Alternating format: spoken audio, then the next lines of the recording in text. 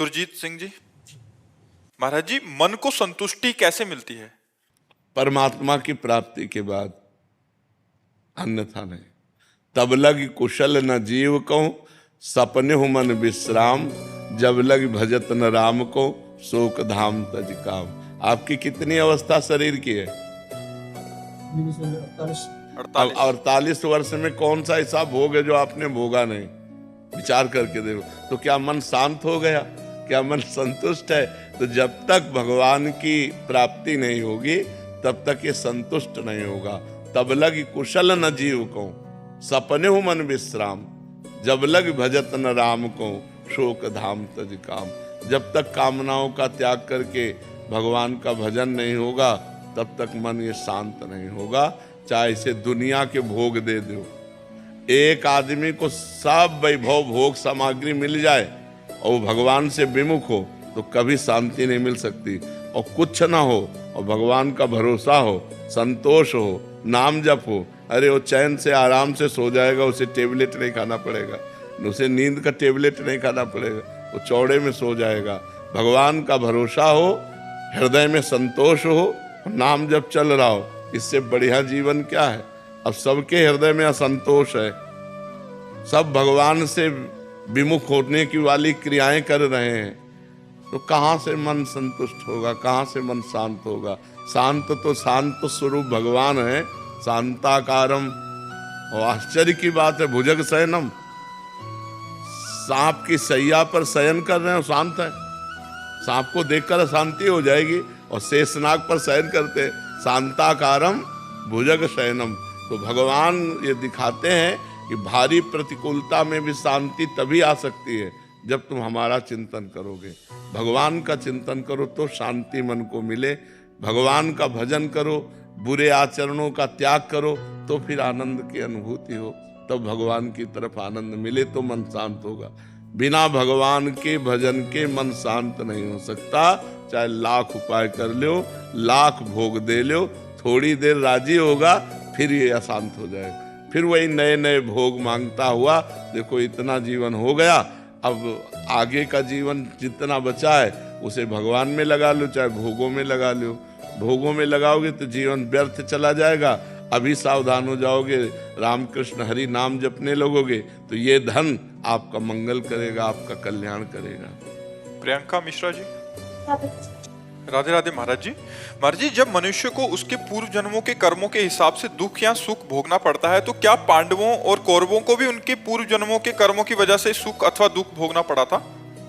अवश्य अवश्य भोगना ही पड़ता है, जीव को भोगना ही पड़ता है अपने अपने कर्मों का, अनेकों जन्मों का। जैसे भीष्म जी ने कहा कि हम बाणों की सैया में हमें तो 100 जन्म तक देख रहे हैं कि हम, भगवान ने कहा 100 जन्म के आगे की बात है। तो अपने हजारों करोड़ों जन्म हो गए हैं।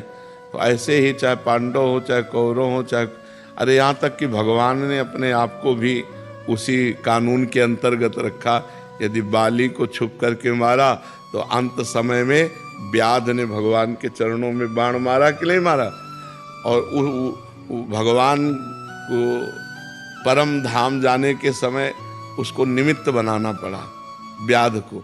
तो हमें लगता है जैसे दशरथ जी से गलती हो गई, श्रवण कुमार का वध हो गया शब्द वेधी बाण से। बुड्डुब्बे से घड़े की आवाज थी तो उन्होंने समझा कोई मृग पानी पी रहा है, तो शब्द वेधी बाण संधान किया, श्रवण कुमार की छाती में लगा।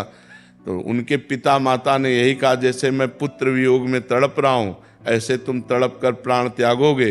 तो देखो भगवान समर्थ उनके पुत्र हुए पर उनको भोगना पड़ा। अंतिम समय हा राम तड़पते हुए प्राण त्यागे। तो हमें लगता है कि कर्मों का भोग सबको भोगना पड़ता है, चाहे ऋषि हो, चाहे महात्मा हो, चाहे दुष्ट हो, चाहे पुण्यात्मा हो। हाँ, जो इस जन्म में अपने नए कर्म सुधार लिए तो उन भोगों को भोग लेगा, आगे उसका परम मंगल हो जाएगा। महाराज जी, युधिष्ठिर तो धर्मराज थे, तो धर्मराज को नहीं भोगना पड़ेगा क्या?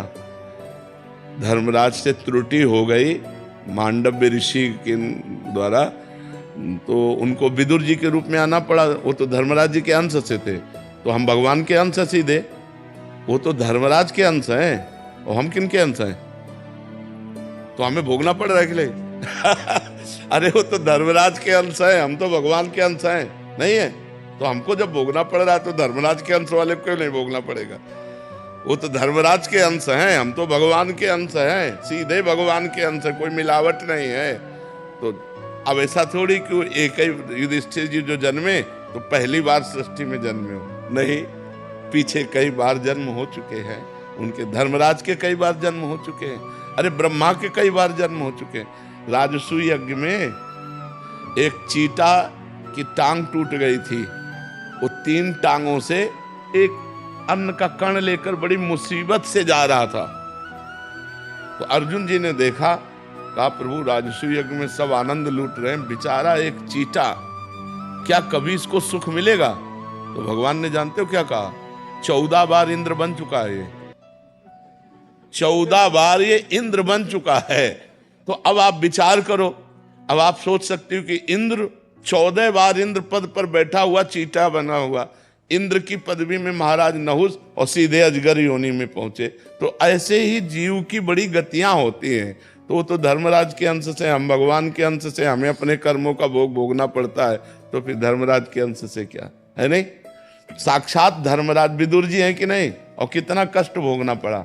और धर्म के अंश से युधिष्ठिर जी हैं, तो वायु के अंश से भीम जी हैं, तो सब भोगना पड़ता है। अवश्य में भोक्तव्यम कृतम कर्म सो, अनेक जन्मों का जाल बिछा हुआ है कि इस जन्म में कौन कहाँ हुआ, इसके बाद वो धर्मराज में लीन हुआ, फिर वो धर्मराज के अंश से वो युधिष्ठिर के रूप में जीव आया।